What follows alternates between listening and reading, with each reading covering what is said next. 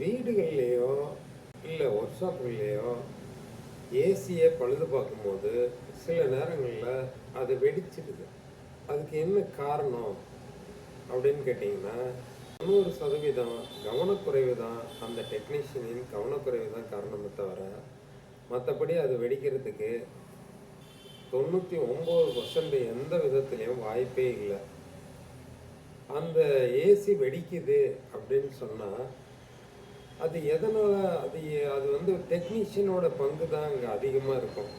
ஏன் அப்படின்னு கேட்டிங்கன்னா, அவர் சில நேரங்களில் லீக்கை பரிசோதிக்கிறதுக்காக, சிஸ்டத்தில் எங்கேயாவது லீக் இருந்துச்சுன்னா அதை பரிசோதிக்கிறதுக்காக அதில் ஓரளவுக்கு அதில் உள்ள ரெஃப்ரிஜரண்ட் கேஸை வெளியேற்றிட்டு நைட்ரஜன் கேஸை உள்ளே செலுத்தி அங்கே ஏதாவது லீக் இருக்கா இல்லையா அப்படின்னு பார்க்கறதுக்காக அந்த நைட்ரஜன் கேஸை ஏற்றிட்டு லீக் டெஸ்ட்டு ப்ராப்பராக எங்கெங்கே வெளில அடிச்சிருக்கோம், எங்கெங்கே லீக் ஆகுமோ அந்த சாத்தியப்பட இடங்கள்ல எல்லாத்துலேயுமே சோப்பு ஆயிலை வச்சு அதை லீக் டெஸ்ட்டு செய்வோம்.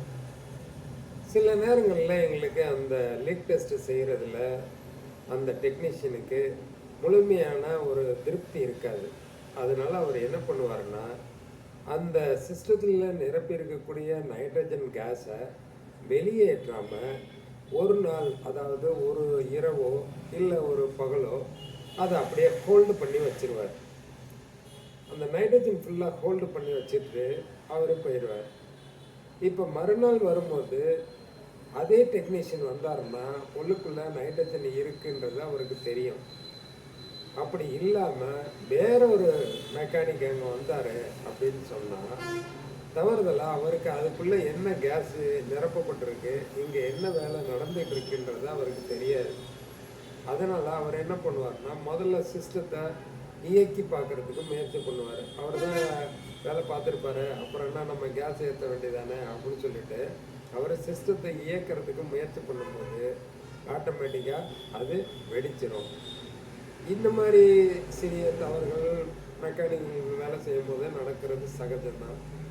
ஆனால் சில இடங்களில் என்ன ஆகுது அப்படின்னு கேட்டிங்கன்னா, இவர் ஏற்கனவே மெக்கானிக்கு ப்ரெஷர் ஹோல்டு அந்த சிஸ்டத்தில் நைட்ரஜனை பண்ணி வச்சுட்டு போனதுக்கப்புறமா இந்த கஸ்டமர் அவங்க தெரியாமல் அந்த சுவிட்சை அந்த டிஸ்கனெக்ட் பண்ணாமல் வச்சுருவார். சில டெக்னீஷியனுங்க பெரும்பாலும் அதை வந்து நைட்ரஜன் ஹோல்டு பண்ணும்போது சீனியர் டெக்னீஷியன் எல்லாருமே அந்த சிஸ்டம் இயங்காத அளவில் டிஸ்கனெக்ட் பண்ணிடுவாங்க. ஒயரை டிஸ்கனெக்ட் பண்ணி தான் வைக்கணும். ஆனால் இவங்க வைக்காமல் போயிட்டாங்க, ஏதோ ஒரு காரணத்தினால வைக்காமல் போயிட்டாங்கன்னா கூட அந்த அந்த கஸ்டமர் அதை ஆன் பண்ணும்போது ஆட்டோமேட்டிக்காக அது வெடிச்சிடும். ஏன்னு கேட்டால், நைட்ரஜன்றது ட்ரை ஏர், அது வந்து அழுத்தம் அதிகமான ஒரு காற்று. இந்த காற்று அழுத்தம் அதிகமாக உள்ள காற்றை செலுத்தினா தான் மிக நுண்ணிய அளவிலான லீக்கை நம்ம சுத்தமாக 100% பரிசோதிக்க முடியும். அதுக்காக நாங்கள் அதை நிரப்புகிறோம். அப்படி நிரப்புன இந்த சிஸ்டத்தில் கம்ப்ரஸரில் சிஸ்டத்தை அப்படியே இயக்குனா கம்ப்ரஸர் என்ன பண்ணும் அப்படின்னு கேட்டிங்கன்னா, நல்ல ப்ரெஷர் உள்ள காற்றை மேலும் நன்றாக அழுத்தும் போது அது விபத்து ஏற்பட வழியை ஏற்படுத்தி விடுது. அதுதான் வெடிச்சிடுறது.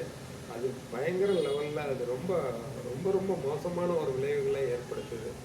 அதனால் முதல்ல ஒரு சிஸ்டத்துக்குள்ளே என்ன கேஸ் ஏற்றிருக்காங்க அப்படின்றது எந்த டெக்னீஷியன் போனாலும் முதல்ல நம்ம தெரிஞ்சுக்கணும். அதை நம்ம அடுத்த வீடியோவில் பார்க்கலாம்.